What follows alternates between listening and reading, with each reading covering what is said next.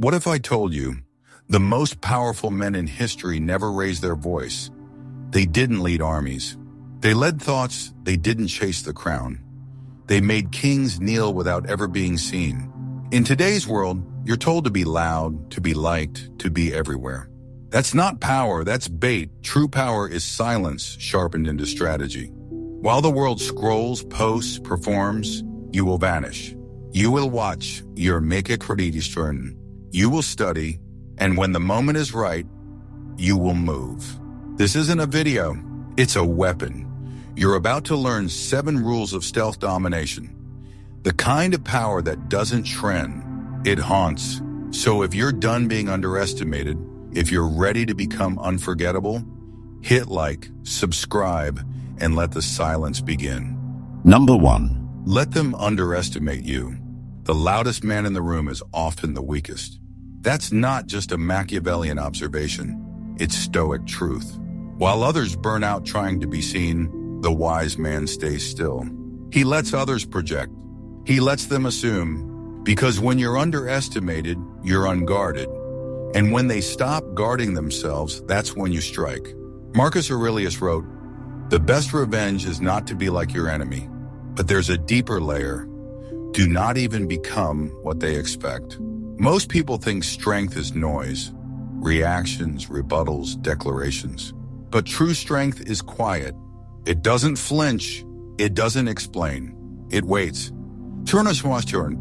In modern life, being underestimated feels like insult. You get talked over, passed up, ignored. It stings, but that sting is camouflage. While they label or overlook you, you listen. You map their habits. You spot blind spots.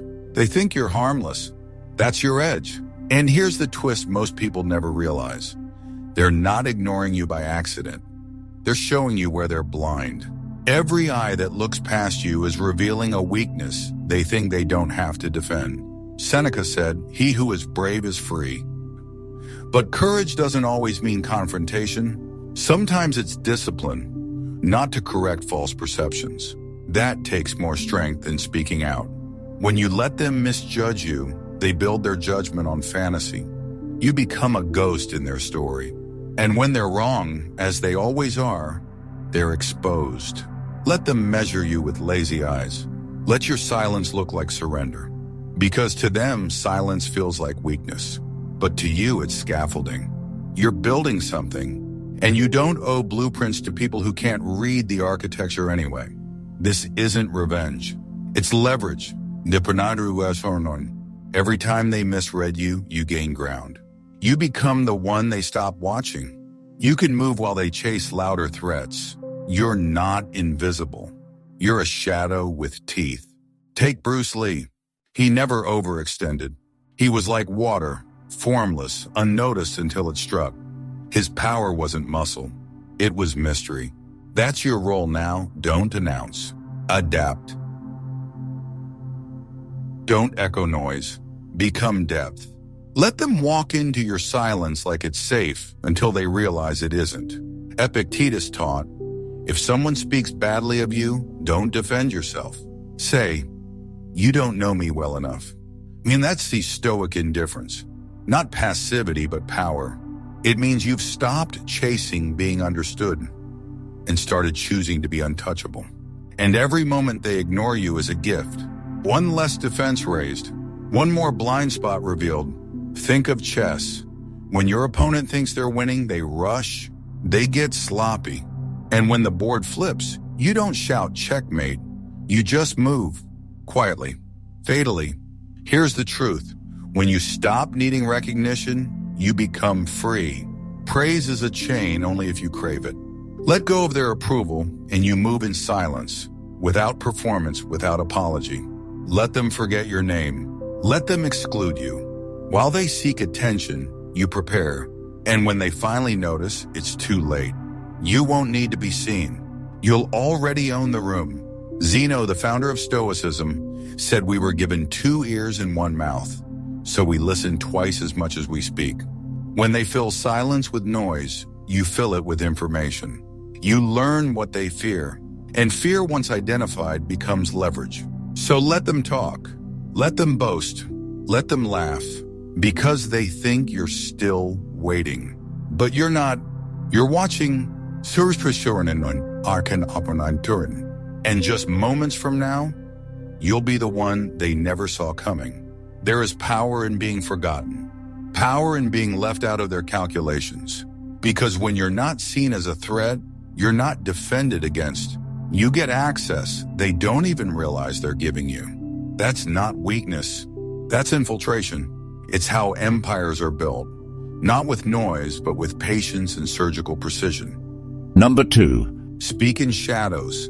In a world addicted to oversharing, silence is not just resistance, it's precision. Most people are terrified of silence because in silence there's nowhere to hide. That's why they over-explain. That's why they fill space with noise. But you, if you can master silence, you master the battlefield they don't even see. People expose themselves because they can't tolerate the unknown. They speak to be validated, to be reassured, to be liked. But the more they speak, the more predictable they become. And the more predictable they are, the easier they are to disarm. Machiavelli knew this. What is visible can be measured, and what is measured can be manipulated. Seneca once warned, "It is a great thing to know the season for speech and the season for silence." In other words, the wise don't just speak, they calculate. Every word is a movement, every silence is a trap, and every question left unanswered creates tension far more powerful than explanation. When you explain too much, you give away your frame. You invite others to rearrange it. Suddenly, you're no longer the author of perception, you're the subject of their projections. Do that long enough and they stop respecting you. They start managing you. Think about Marcus Aurelius. He journaled privately, never for the crowd. His meditations weren't performative. They were reflections for strength, not praise. In contrast, today's world celebrates the oversharer, the self-discloser, the one who turns every inner thought into a post. But that's not power. That's dependence dressed up as vulnerability. To speak in shadows means to reveal less than you know, to move without telegraphing intention. It means mastering the unfinished sentence, the raised eyebrow, the strategic pause. It means understanding that clarity is overrated when mystery makes them lean in. Because here's the truth. People don't fear what they understand. They fear what they can't predict. And when they can't read you, they start overanalyzing themselves. That's how you gain control, not by dominating the room, but by letting the silence make them question everything. Consider Abraham Lincoln. During tense cabinet meetings, he would sit quietly while others argued. He didn't interrupt. He observed, and when he spoke, his words landed with force. Not because he raised his voice, but because he had waited. His silence made the room earn his speech. More recently, look at Steve Jobs. He was infamous for long silences in meetings. Seconds would pass. Then more. The rarest one. People squirmed. They filled the gap and revealed their ideas, insecurities, leverage. Jobs knew, when you say less, they give you more. The Stoics believed power wasn't in persuasion, it was in presence. Epictetus taught that self-control begins with knowing what not to say. He said, "We have 2 ears and 1 mouth so that we can listen twice as much as we speak." And few apply that literally, fewer still apply it strategically. To speak in shadows isn't avoiding truth, it's elevating it. Truth doesn't always need volume. Sometimes the most honest thing you can do is say nothing. Not because you're afraid, but because you're certain. And that certainty radiates more clearly in silence than in performance. So let others post their every thought. Let them explain, defend, confess. You, on the other hand, will watch. You will wait, and when you speak, it won't be to win. It'll be to end the conversation. 1 sentence, 1 look, 1 move. That's how power speaks. What happens when you speak too soon? You lock yourself into a position. You lose flexibility. You give others a blueprint of how to manipulate your reactions. But when you pause, when you wait, you remain fluid. You become harder to target because you haven't committed to being understood. That's not avoidance. Restraint. That's power. Because in the end, it's not the man who says the most who controls the room. It's the one who makes others speak without saying a word. Number 3. Make your absence felt. In a world obsessed with visibility, the most powerful move you can make is to disappear. Strategically. Not out of fear, not as retreat, but as design. Because presence creates expectations, but absence builds influence. When you are always available, you become ordinary. But when you step back, even quietly, you shift the entire emotional gravity of a room. Marcus Aurelius wrote, "Withdraw into yourself." It is in the nature of the rational mind to be self-content with acting rightly and the calm it thereby enjoys. He understood that stepping back isn't weakness, it's the beginning of sovereignty. When you remove yourself from the noise, you begin to control signal. You become a question mark in their minds instead of a period they can ignore. Here's what most people don't understand. We value what we think we can lose. And the moment you step away, they start to wonder, why did he leave?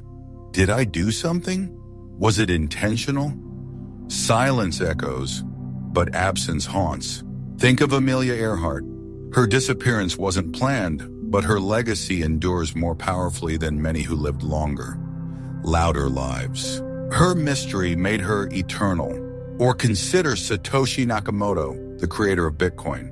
No one has seen him, and yet his influence dominates global financial systems. That's not coincidence. That's deliberate absence as power. Seneca reminded us, associate with people who are likely to improve you. But what if the people around you degrade you? What if they drain your energy, dull your instincts, or demand versions of you that are no longer true? Then removal is not selfish. It's sacred, because space reveals truth. And when you leave, what's real remains, and what was conditional collapses.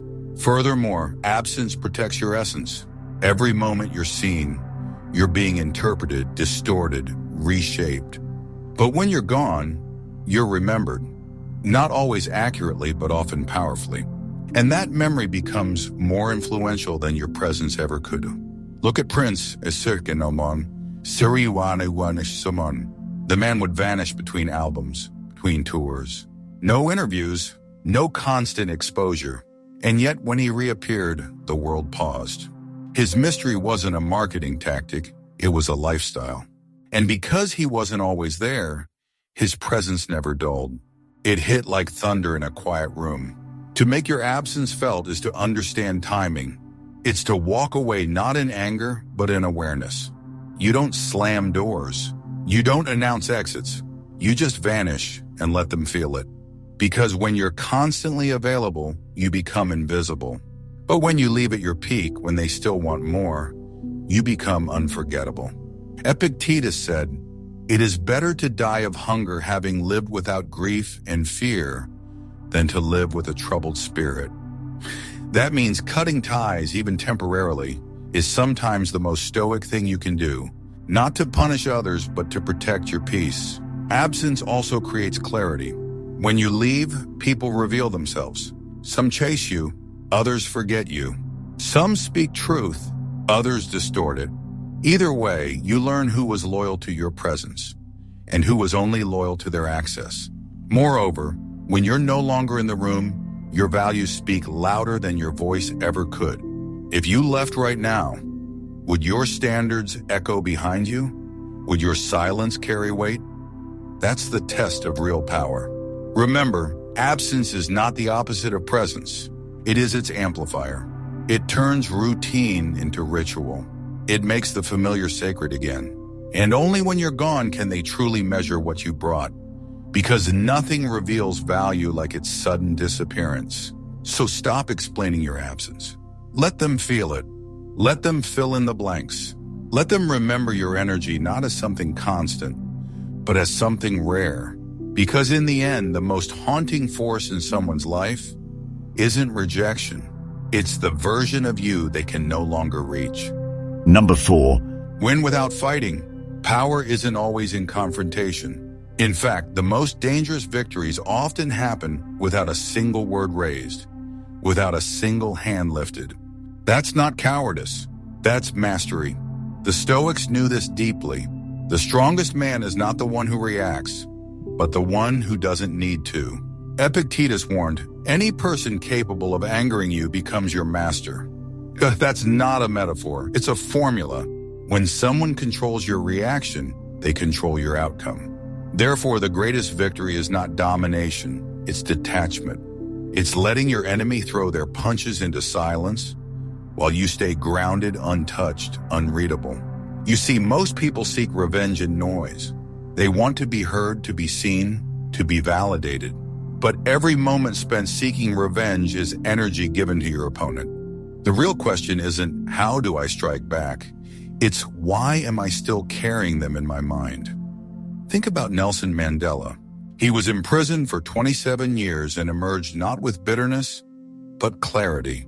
He didn't destroy his enemies. He outlived their hatred. His forgiveness wasn't softness. It was strategy. He removed his enemy's power by refusing to mirror their behavior. That's Stoicism in real life. Not just surviving injustice, but transforming it into strength. In contrast, those who chase every insult, fight every battle, and respond to every slight exhaust themselves. They win moments but lose peace. And more importantly, they become predictable. Anyone can bait them. Anyone can control them. As Marcus Aurelius said, you always own the option of having no opinion. That's not apathy, it's armor. It means choosing stillness when chaos demands your attention. So how do you win without fighting? You study patterns. You learn to see insults as tests. You understand that power doesn't need permission to stay calm. You understand that the loudest man rarely lasts, and that emotional discipline isn't just self-control. It's psychological warfare. Look at Mahatma Gandhi. The British Empire expected resistance, riots, retaliation. What they encountered was silence, fasting, non-cooperation, and that made them nervous. Because when your opponent doesn't fight back, you lose your script. You can't play hero if there's no villain. You can't claim victory when no one's playing your game. Moreover, the Stoics believe that suffering only exists where interpretation lives. If you don't label it harm, it doesn't become harm. This is how you take away your enemy's ammunition. Not by disarming them, but by making their weapon irrelevant. To win without fighting is to walk away without fear, to be underestimated without offense, to be doubted without correction. It is to know that silence in the right hands can become a sword sharper than any retort. Consider Leonardo da Vinci. He was constantly doubted, mocked, delayed, but he didn't argue with critics. He buried them in results. Centuries later, we study him, not the men who laughed. His revenge was excellence. So let them provoke you. Let them insult you. Let them scream. You don't flinch. You don't answer. You ascend. You become too silent to chase, too steady to move, too far above to reach. Remember, as the Stoics often taught, the obstacle becomes the path. You don't need to destroy opposition to succeed. You simply need to rise in such a way that they're no longer relevant. When you stop reacting, you begin redirecting. You take the energy they sent to hurt you and you turn it inward, to sharpen your focus, to build your discipline, to expand your clarity. That's how you win quietly. Not with applause, but with presence. Not with defense, but with direction. Because the real victory doesn't happen when they apologize. It happens when you no longer need one. And when the moment finally comes, when your silence, your growth, your peace speaks louder than their attacks, you will have won something far more valuable than an argument. You will have won yourself. Number 5. Make them feel safe, then disappear. Power isn't just in presence. It's in absence. But not just any absence, the kind that haunts, the kind that makes them crave the version of you that vanished before they ever truly understood it. Machiavelli understood that true control isn't domination, it's withdrawal. Strategic, silent, precise. The Stoics would call this apatheia, detachment from disturbance. Not because you don't care, but because you care too much about what truly matters. Influence without dependence, presence without need. You see, when you offer someone stability in a world full of chaos, you don't just comfort them, you become a pillar in their mind. And when that pillar disappears, the silence it leaves behind echoes louder than words ever could. Seneca once said, "A gift consists not in what is done or given, but in the intention of the giver or doer." Now, Machiavelli would take that principle and flip it. Give intentionally, withdraw deliberately, and let the weight of your absence do the speaking. Here's how it plays out. You offer a solution. You ease their tension. You provide something no one else could. And then you pull back. You don't explain. You don't fight. You simply stop being there. Not out of pettiness, but precision. You didn't vanish to hurt them.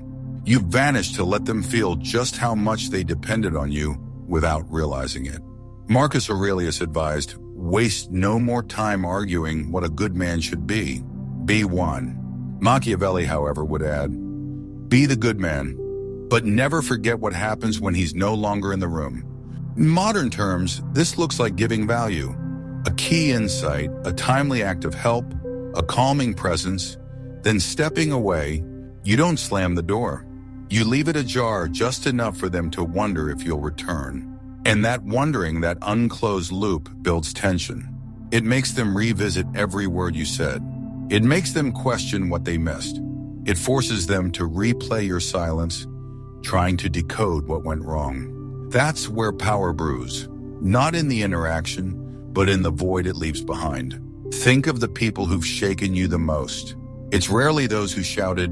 It's the ones who stayed calm, offered something real, and then left without a trace.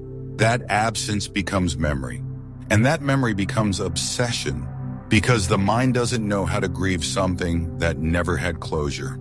And the Stoics knew, if you want to be unshakable, you must become the observer, not the emotional participant.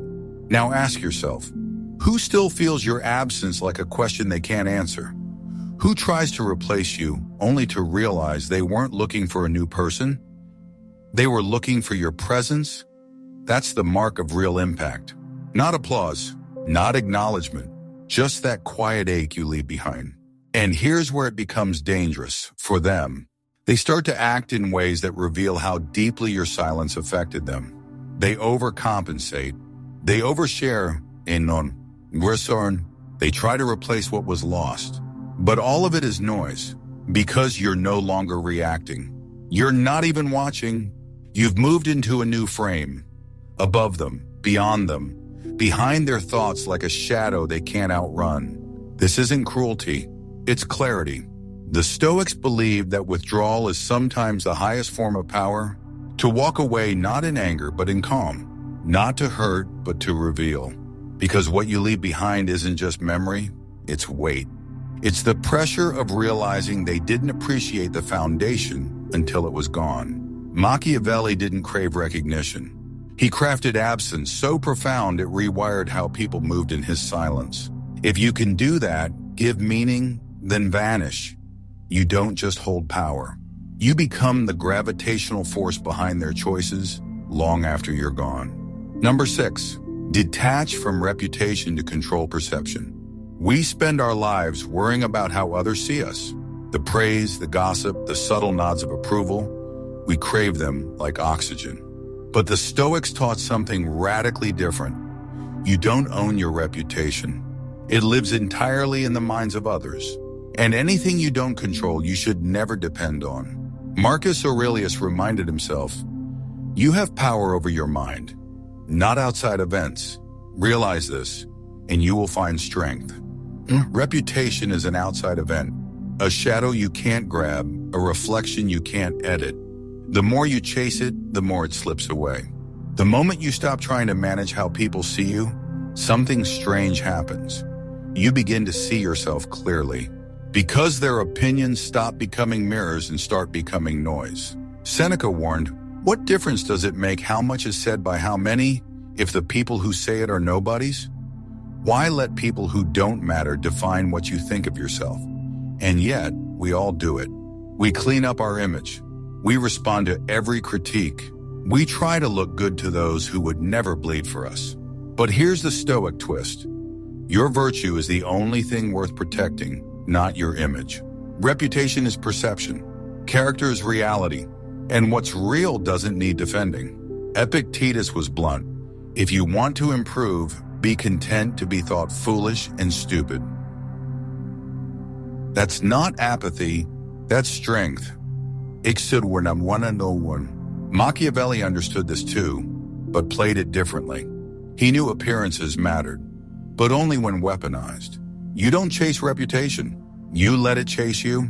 You act with such purpose, such clarity, that your reputation becomes unpredictable. Some will fear you. Some will admire you. Most won't understand you. That's exactly what you want. Confusion is power. Think about Marcus Aurelius again. He was emperor of the most powerful empire on earth, and yet his journal wasn't written for admiration. It was therapy. It was silence. It was where he reminded himself not to be seduced by praise or destroyed by criticism. Why? Because both come from the same place, outside. And if your self-worth is anchored outside, it will sink the moment the tides shift. Even now, people build brands around themselves, filter their lives, post curated images hoping for affirmation. But you're not a brand. You're a being. The second you let go of the illusion that you must be understood, you begin to live honestly. There's no freedom in performance. The more you try to control how others perceive you, the more you lose control of yourself. Consider this. Cato the Younger, a Roman Stoic senator, once wore clothing deliberately out of fashion. He did this not for rebellion, but to train himself in indifference to opinion. People mocked him. Whispers followed him. But he remained unmoved. He wasn't careless, he was invincible. Because when you stop fearing what people say, you stop being governed by them. This is the heart of Stoic confidence. Not pride, but detachment. When you act rightly and accept that others will misunderstand you, you graduate from seeking praise to practicing principle. Reputations fade, principles last. And in the shadows of confusion, the Stoic grows stronger, clearer, freer. To live with power is to live with mystery. The Stoics didn't aim to be impressive. They aimed to be invisible to the noise. And Machiavelli, for all his cunning, knew that influence required distance. Let your actions create questions, not answers. Let others wonder, not because you care what they think, but because you're too focused on what you're becoming. So the next time you're tempted to defend your name, to correct their story, to prove your worth, don't. Let silence be your reputation. Let discipline be your image. Let peace be your publicist. In doing so, you not only become untouchable, you become unforgettable. Because in a world obsessed with being seen, the most powerful ones are those who mastered being unseen. Number 7, guard your method, not your face. In the modern world, everyone wants to be seen. But the Stoics taught us something entirely different, something far more enduring. They didn't fight for recognition. They fought for mastery. Not mastery over others, but mastery over themselves. Marcus Aurelius never sought applause from the crowd. He wrote in secret to himself in the quiet of night, "Waste no more time arguing what a good man should be. Be one." His life was his message, not his reputation. Because once you chase how others see you, you lose control over what truly matters. Your method, your way, your structure of living. You see, in a world obsessed with branding, Machiavelli would have whispered a darker truth. The real power lies not in being liked, but in being needed. Not in the face people admire, but in the system they depend on. A face fades, but a method, if built with discipline and clarity, becomes immortal. It moves without you. It shapes lives long after your presence is gone. Seneca once said, "It is not that we have a short time to live, but that we waste a lot of it." The man who masters his time, his system, his principles, becomes untouchable, not because he is known, but because he cannot be removed without collapsing the structure others have come to lean on. But let's be honest, it's tempting to want recognition, to hear our name praised, to be understood. Yet the Stoics would remind us, that is the path of the fragile. Epictetus warned, if you want to improve, be content to be thought foolish and stupid. Why? Because public approval is a currency controlled by others. Your method, however, your routine, your code, your unshakable process is yours. That is where your true freedom begins. Moreover, history has shown us that the most formidable leaders did not cling to their face. They refined their frameworks. Think of Miyamoto Musashi, the undefeated samurai. He wrote the Book of Five Rings not to be celebrated, but to document the principles that made him deadly. When asked about style, he replied, "There is no style, only truth." What made him unstoppable wasn't flair. It was the invisible consistency behind every action. Likewise, the Stoic warrior doesn't show his cards. He perfects his deck. So ask yourself, if you disappeared today, would your way still echo through the room? Would your standards, your systems, your silent impact continue guiding others? If not, then perhaps you've been building a brand, not a legacy. There's a difference. One fades with trends. The other rewires behavior. To that end, stop announcing your moves. Stop selling your process. Guard it. Sharpen it. Let your presence become so structurally important that others can't function without it, even if they never fully see it. That's not fame. That's foundational power. In fact, the Stoic approach is not about being seen at all. It's about being felt. When Marcus Aurelius died, people didn't just mourn a man. They mourned a standard, a way of leading, thinking, and serving. He didn't impose his image. He embedded his method. And this is the paradox of true strength. The less you display it, the more unshakable it becomes. The Stoics practiced invisibility not out of fear, but out of focus. Their goal wasn't to be remembered as personalities, but to be immortal as principles. That's why Marcus wrote for no one but himself, so that his clarity could not be corrupted by public opinion. That's why Seneca warned not to live by borrowed values, but by what has been tested in solitude. To wrap this up, remember, your face may earn applause, but it is your method that earns legacy. What you just heard wasn't motivation. It was a blueprint, a reminder that true power isn't loud. It's disciplined. It's built in silence, refined in solitude, and revealed when the world least expects it.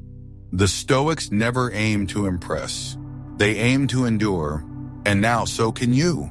If even one idea from this video hit something deep, hold on to it. Let it guide how you think, how you move, how you protect your peace. Because the world doesn't need more noise. It needs more clarity, more stillness, more people who lead by example, not by ego. So don't just listen, live it. Choose legacy over image, discipline over drama, purpose over popularity. And if you found value here, like the video, subscribe for more, and share this with someone who's ready to evolve. The Stoic path isn't easy, but it's the only one that leads home.